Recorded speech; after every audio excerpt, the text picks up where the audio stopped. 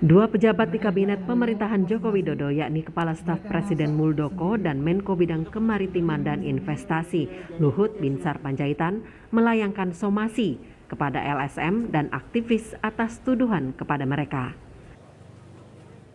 Bahkan tak puas dengan somasi, Kepala Staf Presiden Muldoko menyatakan akan melanjutkan kasusnya dengan melaporkan peneliti ICW ke polisi. Menurut Muldoko, tuduhan ICW bahwa ia terlibat dalam bisnis terapi obat COVID-19 Ivermectin telah mencemarkan nama baiknya. Di situ didefinisikan seseorang yang mencari keuntungan karena menggunakan kekuasaan. Ini menurut saya sangat serius. Untuk itu saya harus respon. Yang kedua, saya sudah memberikan kemudahan. Dengan sabar saya berikan kesempatan sampai 3 kali.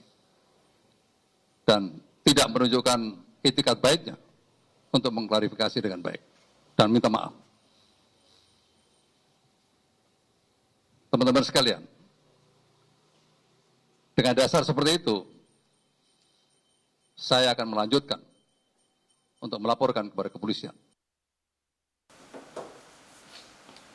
Tim kuasa hukum ICW Erwin Nastomal Omar menghormati langkah Muldoko namun menyayangkan karena pernyataan ICW merupakan bagian dari kritik terhadap pejabat publik, bukan kritik personal.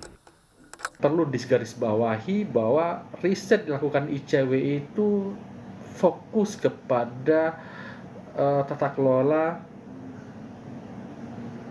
kebijakan di dalam masa pandemi ini, dan fokus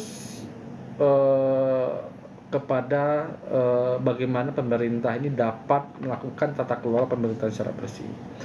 Oleh karena itu mestinya Pak Muldoko secara bijak melihat intensi dan niat ICW dan dapat membedakan yang mana kritik terhadap kebijakan dan mana yang personal.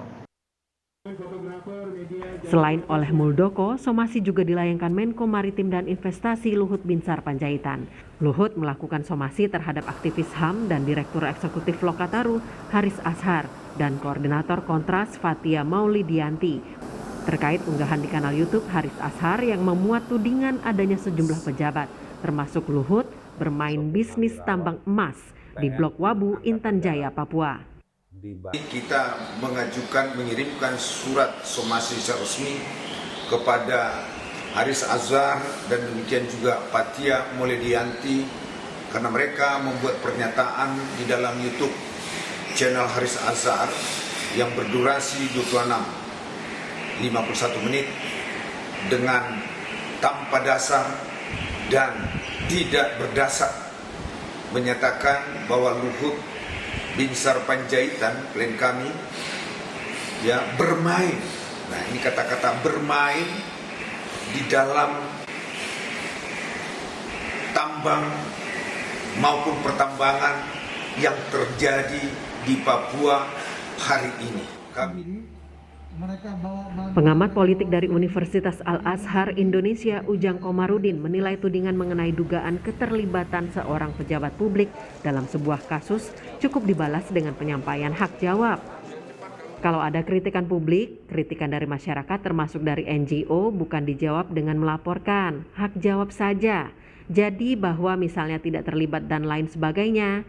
Karena kalau melaporkan dan sebagainya itu bisa menjadi ancaman menakut-nakuti pihak yang mengkritik.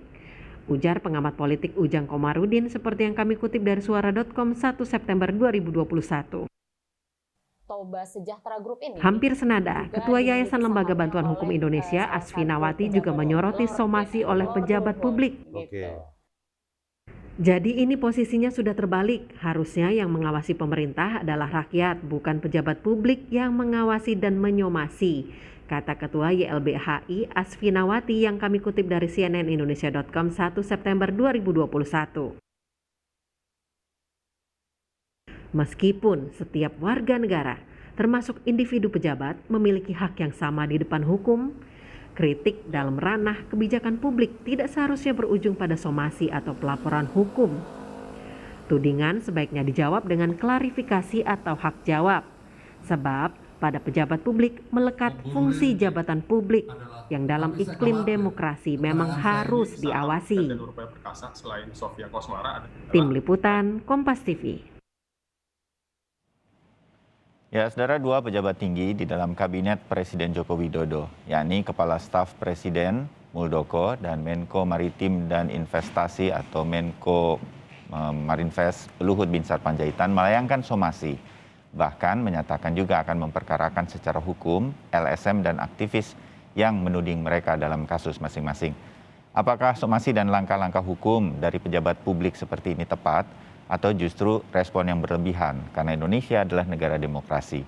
Kami sudah akan membicarakan hal ini dan bergabung secara daring untuk membahas permasalahan ini ada tenaga ahli utama dari Kantor Staf Presiden, Ali Mohtar Ngabalin, anggota Dewan Penasehat Perkumpulan untuk Pemilu dan Demokrasi atau disingkat Perludem, Titi Anggraini, serta pakar hukum tata negara Bivitri Susantri. Mbak Bivitri, Mbak Titi, dan Bang Ali, selamat pagi. Assalamualaikum warahmatullahi wabarakatuh. Salam sehat. Selamat pagi. Assalamualaikum. Waalaikumsalam warahmatullahi wabarakatuh. Ya, saya senang nih muncul lagi Mbak Titi sama Mbak Bivitri beberapa hari yang lalu. Sehat terus, mudah-mudahan saya terus berdoa semoga studio saya ini bisa kedatangan Anda secara langsung seperti biasa. Kita masih daring terus. Amin. Amin. Amin, Bayu. Ya, Bang Ali, kita ngobrol santai ya. Izinkan saya menyatakan juga nih kepada Bang Ali, mewakili Pak Muldoko sudah tentu, dan kemudian ada juga Pak Luhut begitu. Pejabat publik di kita jadi anti kritik, benar nggak Bang Ali? Kalau kritik itu sudah melekat pada para menteri dan pimpinan lembaga ya di pemerintahan Presiden Joko Widodo. Kenapa begitu? Karena perintah Presiden Joko Widodo untuk selalu membuka diri, kemudian memberikan masukan, saran terkait dengan perbaikan kinerja yang dilakukan oleh pemerintah. Itu dalam hal kritik, Mas Bayu. Harus gunakan satu pengertian, definisi yang tepat supaya dialog kita seperti apa yang diinginkan oleh Mas Bayu tentang santai dan enak. Tetapi kalau ada yang menggunakan data-data palsu, data-data yang sembrono, ngawur, ngomong, kemudian menuduh orang, memfitnah orang, mencederai harkat dan martabat, kewibawaan orang. Bukan saja karena beliau-beliau itu pejabat. Saya pun kalau mereka lakukan hal yang sama, pasti saya melakukan perlawanan. Kenapa begitu? Saya setuju dengan Mas Bayu bahwa apakah publik harus memberikan penilaian langkah yang beliau berdua melakukan itu, baik Pak Muldoko maupun Pak Luhut Binsar Panjaitan sudah tepat ataukah berlebihan? Karena negara kita negara demokrasi. Karena itulah saya mau bilang supaya mengawali dialog ini kita harus bisa menunjukkan fakta-fakta dan data-data terkait dengan harkat dan martabat seseorang yang dituduh, dicederai. Mereka punya anak, punya cucu, punya keluarga besar loh. Kemudian dituduh dan difitnah dengan hal yang sangat tidak lazim bagi orang yang memiliki etika, peradaban, dan yang paling terpenting adalah memiliki agama. Itu yang saya kira harus kita bahas dengan baik dan benar. Saya mengerti sampai di titik itu. Kalau memang sudah berlebihan misalnya. Tapi saya kan mengikuti Pak Muldoko sejak dulu di militer. Pak Luhut juga kebetulan. Dan sekarang dan dua-duanya nih Bang Ali, Mbak Titi dan Mbak Bivitri dan juga pemirsa Sapa Indonesia, asal Anda tahu dua-duanya nih sangat dekat dengan media, sama wartawan, mau apa aja Pak Luhut tuh bisa manggil wartawan, ngobrol sama dia. Wartawan yang mengkritik Pak Luhut bisa diajak diskusi. Saya ngerti bahwa ini ada hubungannya dengan pribadi begitu, tapi sebagai pejabat publik Bang Ali, kok Pak Muldoko, selamat pagi nih Pak Muldoko, selamat pagi Pak Luhut, kan biasanya mereka ini akan manggil langsung, ngajak diskusi, yang mengkritik pun bukan mereka nggak kenal orang-orang per orangnya, yakin saya. Nah, hal semacam ini kok nggak terjadi sih. Sekali lagi kan mereka harus ingat sebagai pejabat publik, kalau ini dilakukan, memang sih serba salah saya tahu. Kalau saya lakukan somasi, apalagi sampai langkah hukum, yang dilihat bukan pribadi lagi kan Bang Ali, ini jadi seperti yang pemerintah begini, gitu Mas kan. Bayu. Kalau teman-teman wartawan itu mengerti tentang ilmu komunikasi, apa, siapa, mengapa, di mana, mereka menulis tentang sebuah narasi, sebuah informasi, kemudian ada memasukkan fakta-fakta. Kenapa? Karena mereka juga harus memuat sesuatu yang cover both side. Ada data, ada fakta. Tapi kalau nanti itu dibicarakan di ruang publik, di podcast, kemudian lain-lain dituduh orang. Ini kan orang-orang yang saya kira Mas Bayu juga ngerti. Baik Pak Muldoko maupun Pak Luhut. Orang punya track record-nya baik sejak awal. Mereka sudah dari Medan satu ke Medan yang lain. Mengarahkan pikiran, waktu, dan tenaga mereka untuk bangsa dan negara. Kita tahu jejak mereka, ya track record-nya baik Pak Muldoko maupun Pak Luhut Binsar Panjaitan. Dalam situasi-situasi seperti hari ini mereka konsentrasi bekerja. Dan bukan kali ini saja mereka berdua dikritik, ya kan? Soal kalau kritik nggak ada masalah, Mas Bayu. Kalau kritik nggak ada masalah, saya bilang. Tapi ketika dia difitnah, dituduh dengan hal-hal yang mencederai harkat dan martabatnya, semua orang punya hak demokrasi loh. Semua orang punya harga diri, Mas Bayu. Kemudian itu diperhadapkan kepada sosok opung-opung, sudah eyang-eyang kakung kayak begitu, dituduh dengan berbagai fitnaan. Di mana logika kita coba, Mas Bayu? Itulah yang saya mau bicara supaya nanti kedua mbak saya yang pinter dan cantik ini menempatkan posisinya dengan benar. Gitu loh maksudnya. Ya, dimengerti sampai di titik itu. Mbak Titi, kita nggak bicara pemilu nih, tapi lebih kepada demokrasinya. Anda dari Perludem begitu ya. Kemudian banyak yang berpikir bahwa ini kan kita negara demokrasi, kalau pejabat, ini agak nyambung sih Bang Ali ya, kita ngobrol juga hal yang sama juga sama Mbak Bivitri nih. Kemarin kan ada kritik di mural begitu, sekarang dihapus-hapusin. Sekarang ada kritik kepada pejabat publiknya, sebenarnya saya meyakini ini nggak terlalu pribadi, tapi sebagai sosok pejabat publiknya. Paling tidak itu yang kita dengar dari para teman-teman aktivis yang melakukan kritik ini begitu kepada Pak Muldoko dan Pak Luhut. Nah, gimana kita menempatkannya? Tapi saya juga menaruh perhatian bahwa mengerti bahwa kalau udah sampai pribadi begini, sudah diberikan kesempatan Pak Muldoko, ada somasi dan lain-lain. Jadi gimana posisinya Mbak Titi menurut Anda dalam demokrasi kita supaya kita nggak nganggap juga pemerintah atau pejabat publiknya memang anti kritik, Mbak Titi? Ya, Mas Bayu, ini kita jangan sampai akhirnya malah kontradiksi ya. Selama ini dalam praktik demokrasi kita selalu yang menjadi keprihatinan ketika ruang partisipasi itu hanya dibatasi di bilik suara. Selalu ada tuntutan yang besar bagi warga negara ataupun gerakan masyarakat sipil untuk bersikap kritis di dalam kinerja pemerintahan. Jadi bagaimana membawa partisipasi dan daya kritis masyarakat itu keluar dari bilik suara. Nah, salah satu indikator demokrasi selain pemerintahan yang representatif, pemenuhan hak-hak dasar warga negara, tata kelola pemerintahan yang imparsial, di dalamnya ada anti korupsi.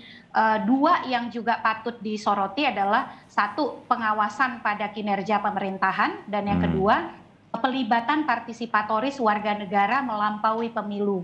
Nah, apa yang dilakukan oleh teman-teman sebenarnya mengisi dua ruang itu. Dia mengawasi kinerja pemerintahan, dan pemerintahan itu bukan hanya eksekutif.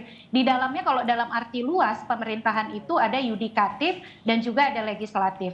Dan yang berikut adalah soal participatory engagement atau pelibatan partisipatoris. Indonesia salah satu elemen yang membuat demokrasinya kuat pada masa lampau itu adalah komponen pelibatan partisipatoris yang di dalamnya ada keterlibatan gerakan masyarakat sipil yang dinamis. Nah, apa yang terjadi dalam hal ini yang baik dilakukan oleh teman-teman ICW ataupun Haris Azhar, Fathia dan seterusnya, kan dalam konteks bagaimana mereka ikut serta mengawasi kinerja pemerintahan dan masyarakat sipil terlibat di dalam ruang-ruang partisipasi melampaui bilik suara. Karena kalau bagaimana Mbak Titi, bagaimana kita melihatnya ini bukan serangan terhadap pribadi sehingga kemudian nggak menyinggung secara pribadi seperti Bang Ali katakan, ini kan nggak bagus juga buat anak cucunya dikira benar-benar ini terjadi dan lain-lain, faktanya dan segala macam, Mbak Titi. Iya, karena kan yang disorot itu bukan personal ya, misalnya hal-hal yang berkaitan dengan perilaku personal, keluarga dan lain sebagainya, tetapi kinerja dia dalam ruang-ruang publik, Mas Bayu. Itu yang jangan dilupakan gitu ya, karena disorot itu adalah berkaitan dengan urusan pemerintahan, bahwa misalnya dengan Dengan data yang jabatan publiknya begitu ya. betul, dengan jabatan publiknya, bukan misalnya dulu kan kita ingat ya, bahkan ada mantan presiden kita yang diisukan punya personal affair ketika dia bersekolah dan seterusnya. Itu pun kemudian langkah hukumnya kan ditempuh dalam kapasitas bukan jabatan publiknya, tapi karena dia dituduh punya affair pribadi saat bersekolah dan seterusnya. Nah, urusan yang dilakukan oleh teman-teman ICW dan teman-teman di Lokataru serta di Kontras ini kan kinerja dalam kapasitas pejabat publik dengan data yang mereka dapatkan. Di ruang keterbukaan informasi, media yang bebas, maka data itu mestinya dibantah dengan proses misalnya apa yang benar itu seperti apa. Dan yang kedua, jangan lupa Mas Bayu, demokrasi itu soal dialog. Dan dialog itu mestinya tidak melibatkan upaya-upaya hukum pejabat versus rakyat, pejabat versus akan masyarakat sipil. Nah, justru frekuensi yang tidak sama ini, data yang tidak sama ini, itu yang harus dipertemukan dengan skema dialog begitu. Jadi itulah yang sebenarnya jadi pekerjaan rumah hari ini, Pak Ngabalin, bagaimana kemudian dialog ini mempertemukan data yang diklaim tadi tidak valid itu ya, karena kalau masyarakat sipil kita dibungkam atau ketakutan gitu ya untuk mengawasi, ini akan makin melemahkan kinerja demokrasi kita. Oke, saya Bang Ali nanti menanggapi, tapi saya Mbak Bivitri sebentar ya. Sebelum saya jeda begitu, Mbak Bivitri, langkahnya begitu. Sebagian pihak mengatakan kalau somasi ini membungkam demokrasi. Tapi yang paling tepat, Mbak Titi tadi salah satunya mengatakan dialog dong begitu. Dan saya kenal betul Pak Muldoko dan Pak Luhut, orang yang suka dialog sebetulnya. Maka saya contohkan tadi. Bagaimana cara yang tepat sekarang agar ini bisa selesai? Pejabat publik tidak dianggap anti kritik, tapi masyarakat juga bisa mengerti inilah negara demokrasi. Sebenarnya gimana dalam tata negara, Mbak Bivitri? Ya, dalam tata negara tentu saja pasti ya relasi antara penyelenggara negara dengan warganya itu akan selalu banyak berbenturan, karena justru disitulah peran dari masyarakat sipil. Jadi kalau mau dikedepankan dialog misalnya ya, gunakan saja cara yang sama. Katakanlah sebagai misal kalau ada tadi kritik, oh kalau Haris Azhar itu kan di YouTube. Ya misalnya paparkan data yang kalau memang ada data tandingan, dipaparkan juga misalnya di channel-channel yang sama. Atau channel lainnya yang juga ditonton oleh audiens yang serupa, misalnya begitu ya. Tapi yang jelas data itu tidak disebutkan. Jadi kita harus bedakan betul memang. Tadi kalau disebut-sebut misalnya ini jabatan publik yang mereka paparkan itu ada kaitannya dengan yang namanya conflict of interest. Jadi kalau kita bicara prinsip good governance ya, penyelenggara negara yang baik begitu, itu ada tidak boleh ada conflict of interest antara seorang pejabat negara dengan mitra-mitranya begitu ya. Itulah biasanya terjadi banyak hal yang negatif untuk penyelenggara negara. Nah, konteksnya di situ. Kalau memang, dan saya tahu persis data itu ada. Kenapa saya tahu persis? Karena itu sudah beredar lama sebenarnya. Bahkan ada makalah-makalahnya yang bisa di-download bebas di internet begitu. Nah, jadi kalau dikatakan menyerang personal itu saya kira salah total, karena itu benar-benar datanya bisa kalau sekarang ada pemirsa yang cari ya dengan mesin pencari pasti akan ketemu dengan beberapa kata kunci. Nah, jadi itu saja yang dipaparkan. Kalau seandainya ternyata data yang didapatkan oleh kawan-kawan yang melakukan riset itu, karena itu berdasarkan riset ya, itu memang salah, gunakan channel yang sama, misalnya di YouTube, silakan di YouTube. Atau misalnya di acara seperti Kompas TV pagi ini, minta Kompas TV menayangkan pasti akan kita berikan hak jawab, kira-kira begitu ya. Betul. Jadi Mbak Bivitri, somasi dan kemudian langkah hukum kurang pas kalau menurut Mbak Bivitri untuk kasus seperti ini. Sangat tidak pas, karena kita jangan mengedepankan begini. Yang sering saya kritik tuh banyak sekali pejabat yang bilang ini negara hukum, kita bawa ke ranah hukum. Nah, sebenarnya cara pandang ini keliru, karena yang namanya konsep negara hukum itu justru berbicara soal pembatasan kekuasaan dan hak asasi manusia. Nah, ini kan soal kebebasan berpendapat ya, dan sekali lagi ini bukan hujatan. Saya sangat berbeda kalau saya bilang si A jelek atau misalnya si A brengsek dengan kata-kata yang buruk, itu hujatan. Yeah. Tapi ini ada datanya dan kaitannya sekali lagi dengan conflict of interest ketika menjalankan sebuah jabatan publik. Jadi ranahnya sangat berbeda, bukan masuk ke wilayah somasi ataupun apalagi pidana. Baik, Mbak Bivitri, Mbak Titi, nanti komentar Anda akan ditanggapi oleh Bang Ali Mohtar Ngabalin. Tapi saya harus jeda dulu. Setelah itu ya, Bang Ali, segera silakan menanggapi. Kami akan segera kembali, tetap bersama kami.